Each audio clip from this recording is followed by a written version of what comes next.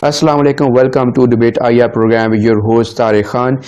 Today we will analyze and explore accelerated international relations for commercial and social development. Let me introduce our guest in program, Professor Dr. Chris from Melbourne, Australia. Sir, thank you so much for joining, and you are most welcome in program. Thank you. It's a pleasure to be here. Sir, you have referred to the acceleration.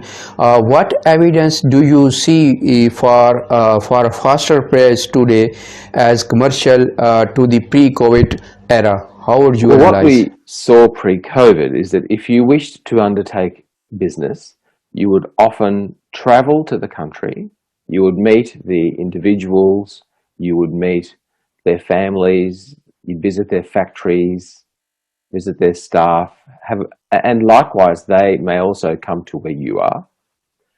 And that took time, cost, but that was the normal conduct of business. However, what has happened with COVID is that the devastation, and I use that word quite carefully, of the economic impact and associated mental health and social impact on communities has required people to re-engineer, reimagine, reset, if you will, how they conduct themselves in international affairs. We found that people still want to conduct activities in different countries. Globalization is a model which is very addictive when you have the taste for it. And losing substantial revenue very quickly has been quite a scary reality for many businesses. In fact, most businesses around the world.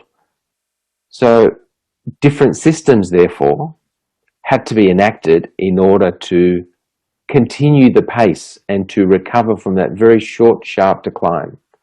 Now, unfortunately, as we go to air in late April, in many parts of the world, there is a significant increase in COVID and associated economic detriment. So we've seen that people are using different methodologies, and one which has even connected the two of us through electronic media means, through Zoom and other platforms, has meant that via different mechanisms, trusted intermediaries, there is now a renewed acceleration of business. And that time of traveling and meetings and thinking about it, all that several months, has now been condensed. So that's why we in our business are seeing lots of accelerations across several continents: Africa, Europe, Asia, Oceania, as well as the US. Sir, why do you group commercial and social development together, as they are usually run by different drivers and local global institutions? That's a very good and thoughtful question. When I was a child, they were absolutely separated. There were different institutions that would run charitable activities, NGOs, not-for-profits, whereas commercial very much stuck to its lane on the athletics track, if you will, and delivered its for-profit activities. What the commercial sector has realized is that providing services to the community through social development may be undertaken on a for-profit model. Conversely, what the social development community has realized is that it's okay to leverage commercial business platforms and pathways in order to assist the community. Now, who else is involved? The legislative environment has said, well, why don't we have social enterprises? We'll create a category whereby for-profits also can access funds which previously were delegated to non-for-profit organizations. International institutions which previously ran in either the commercial or the social lane now have funds established for intersecting those two increasing nation capability building, in addition to the for-profit motive. So it satisfies both categories. We're really enjoying it. In our business GOC, we actually use both. And we find that it works really well. We have to explain to some people sometimes why we have these units, but we see that when you leverage those systems together, you can lead to faster outcomes. But a word of caution, I'm not in any way advocating the removal or destruction or dismemberment of the NGOs and the non-for-profit sector and charitable sector. They have a magnificent and very virtuous role to play in society, and they will continue to do so. All we're seeing is that there is an extra level of availability of services and funds for different parts of the world. Sir, as you have mentioned, startups, commercialization being embedded as a form of international trade, how do you see that playing out across development and in developing nations? How would you explain this? Thank you for that two-part question. When I was growing up, the idea of being involved in a startup wasn't even a concept. You would undertake your primary, secondary, university studies, find a job, investments, family. That was pretty much your path in life. We're seeing through developments primarily in the US that an alternative option is available. And we've seen startups, we've seen the success in the IT sector, in the biotech sector, which was totally created through this environment, to where they are today across not just the US, but being replicated and growing in all continents.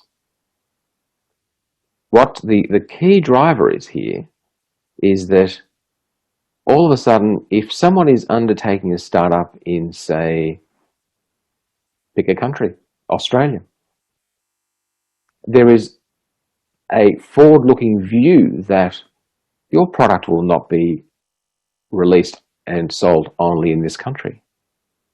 In fact, the commercialization path necessitates accessing funds, customers, marketing across many countries, many market segments, many jurisdictions. So when people are in the startup game, they're constantly thinking about international trade. That is part of the mindset now. How does that interplay with developed and developing nations? Well, that relates in part to the answer I provided to the previous question. Because the social developments and social need in many developed and developing countries is stark. And let's not forget social need in the developed countries. Huge mental health problems, huge poverty issues, problems with wellness, in addition to the traditional, unfortunately traditional, well-known problems in developing nations. But startups now are being told, well, guess what? If you have a solution for some challenges in Africa or Southeast Asia, there is a financial model, whether it's the traditional institutions, the United Nations, emergency disaster relief, or your for-profit commercial environment that can assist either in peace building or nation capability building. You have a market. It is in the developed or developing countries. And I think startups are very exciting in commercialization because it allows young entrants, not the big corporations, kids, teenagers, university graduates or university students, to come in and say, well, I've got this idea. I think it might be a wonderful, make some assistance in the inclusion diversity culture, in the globalization trade, financial technology in to assist people who haven't got smartphones, the environment. Now these kids or young entrants are seeing a pathway, and that is what international trade is looking for. And just as in traditional venture capital world, you're looking for unmet need to be then married with a solution for a financial benefit, that's the same model that now can be applied through for the social enterprises and to help our communities around the world, as you said, developing and non-developed countries.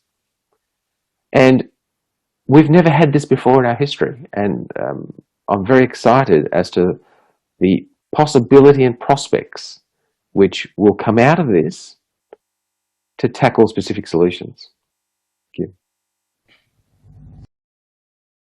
Sir, in this COVID or pandemic era, there is an emphasis for self-reliance and homegrown competencies and capabilities.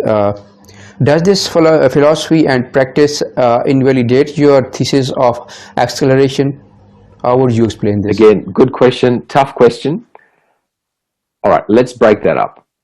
First of all, self-reliance. Now, we hear very loudly what India is talking about in this space, both in their tweaking of education policy as well as manufacturing policy.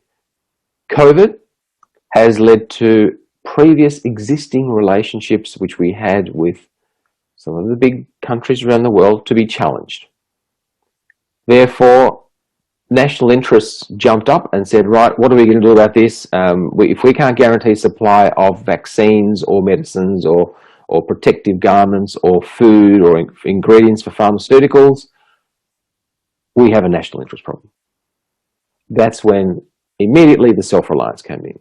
However, and different countries do this in a different way. In Australia, we don't have that policy of self-reliance. But in certain sectors, we have an acknowledgement and policy and now funding moving forward to say we need to make sure that we are able to create the next version of vaccines. We are able to make sure we are able to reconfigure or quickly change the pathway of factories in order to manage local national emergencies such as pandemics. So what does that mean? That means that underneath that policy layer, you have the embedding of maybe research grants, maybe tax benefits, maybe other employment benefits, which say, let's accelerate activities in homegrown environment. Yes, to manage the homegrown community, but let's offer it around the world. And in fact, an element of self-reliance which is fascinating is that the globalization and the international trading partners are also undertaking a change. Within the Commonwealth, they've always had a wonderful system due to the heritage of the Anglo-imperialist model of transparency and trade amongst partners in times of need and in normal times. What we're seeing is that there are also activities which are leading to an acceleration of relationships with partners. So for example, Australia, top trading partners, China, Japan. Where are we moving to post-COVID? India. We have wonderful cultural connectivity. We have a wonderful Indian diaspora in Australia. India is very well known across many spheres and market segments as being providers of excellent technology, services, foods, etc. So the self-reliance model in India will produce wonderful opportunities for international trade. Similarly, Australia will produce opportunities homegrown for international trade because, especially in Australia's situation, our population is extremely small. So we're constantly looking at the external market. So how does that work with acceleration? Well, acceleration as a verb needs to attach itself to a noun. And what is happening here is that because revenues drop substantially in a number of sectors, we are saying, okay, well, we need to undertake some homegrown activities, but we need to shoot it out overseas and offer it to different nations around the world, because that is also the economic driver as well. And it's part of a tweaking of national interest in the international relations. So when someone writes the book in 20 years and says, how has the economy and globalization changed? We will find that, yes, globalization is still here. Yes, we enjoy the consumerist model. Globalization has also renewed the social engineering agendas of the environment, diversity inclusion, and other such policies and practices, but also providing pathways for social issues and social development to occur in different parts of the world. So I see absolutely no challenge with the notion of things can be done homegrown, but managed elsewhere. How do you see this?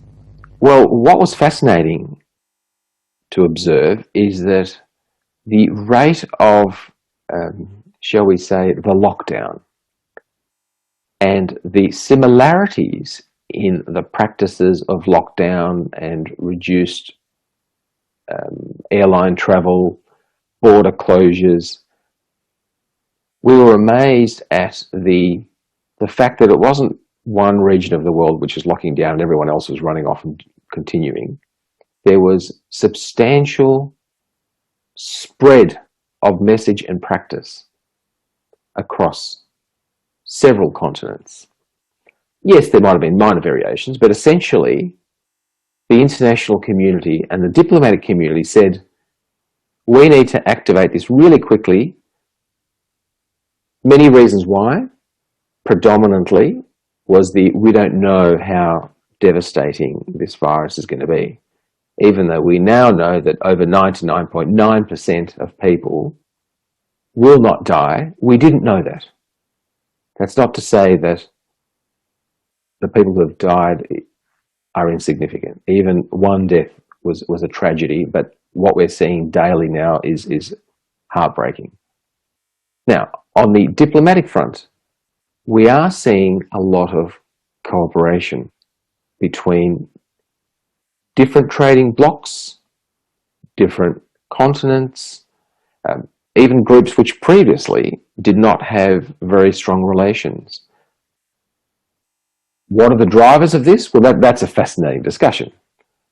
Obviously, economic is a significant driver, but we also have become very sensitive to even a small number of cases. I can tell you in Australia, if we had overnight 10 cases in each major city, without a death, without a hospitalisation, most of the city would be locked down. That's $1 billion worth of trade gone per day, because the value system at government level and international level is different.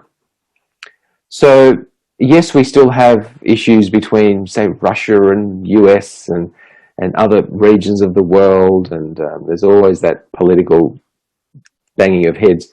But behind the scenes, on the whole, the international community and the diplomatic relations have worked extremely well in this time of unprecedented lack of knowledge. We don't know how this virus is going to work. We don't know for a long time transmission, etc., etc. So I'm seeing a lot of positives rather than dwelling on any of the the lapses and mistakes. Sir, what additional mechanism and form of international cooperation are needed to improve the efficiency of acceleration? How would you analyze this?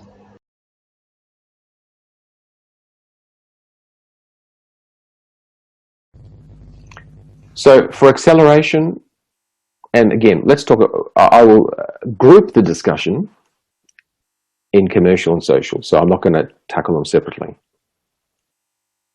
A lot of acceleration requires logistics. Let's make sure we can deliver by plane, by ship, online, whatever we need to very quickly.